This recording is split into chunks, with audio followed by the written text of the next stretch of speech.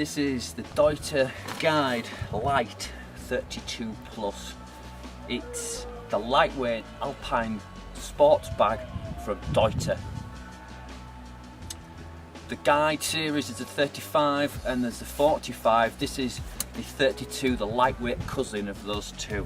And it is a light bag for the Guide series. The 35 and the 45 are heavy bags, but they are bomb-proof. This has a lot of the features of the Guides, but obviously it's stripped down. We still have the ski attachers there and the side attachers. We still have the double ice axe attachers, which can also double up as walking pole attachers as well. We have the Deuter pole attacher. I've looked at this in other videos. I find it works extremely well. It looks a bit flimsy when you first see it, but it's not at all. It works. That's what's important in any bag. On the front, we've got plenty of gear attachment options. We'll look inside the pack. Obviously, a double buckle top lid. The top lid itself has a generous top pocket with water resistant zips. It's not a waterproof bag. It is water resistant though, but it's not got tape seams. We have standard Deuter inside pocket as well. Find these very good, get a lot of kit in there. Just use the toilet roll, because you just never know. Although there's plenty of nice moist sphagnum moss around here, so not necessary really. Inside the bag, it's a single compartment. Unlike the Guides, there's no zips to get into the main compartment. Again, stripped down, cutting out that way. Have a snow skirt, but this again has a dual feature.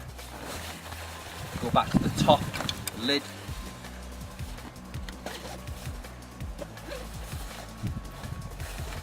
That's your plus.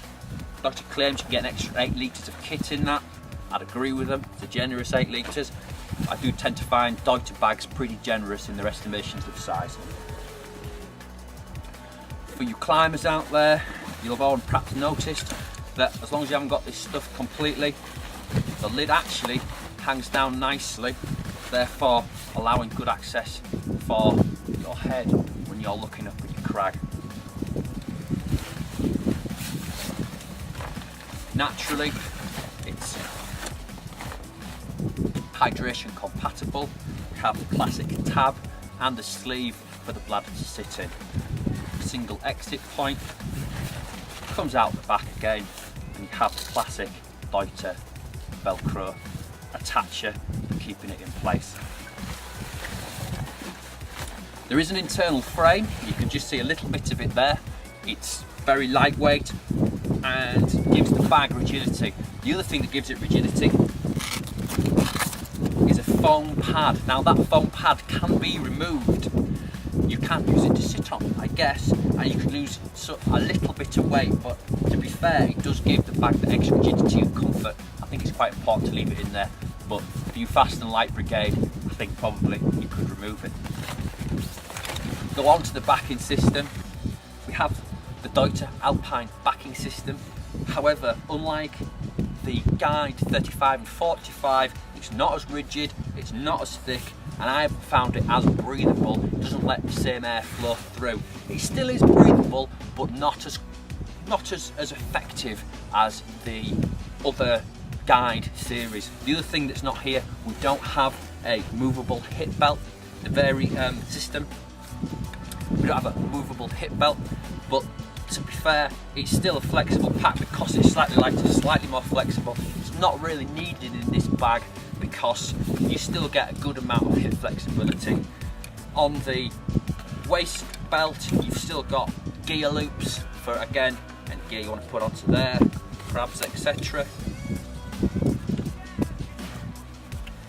I've found it, and I've done it over a few Monroes with it now and loaded it up, to be a very comfortable pack. It carries the weight very well, what we expect from a Guide pack, to be fair.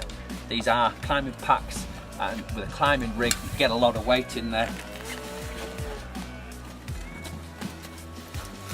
Whack it on.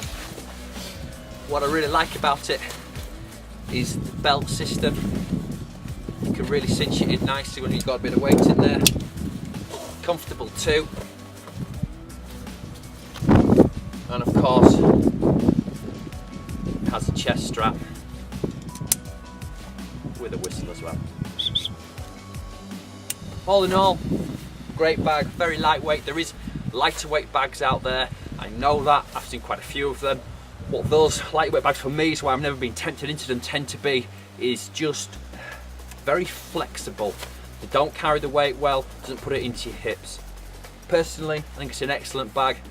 If you're going for light, this is the one out of the Guide series. The Guide 35 is a great bag as well, so it's 45, but they are heavy bags. I think this is 1.2 kilos, a lot lighter than the others. Good bag. No rain cover out of my own, but again, it's the Lite, so there you go. Anyway, we'll be on our way.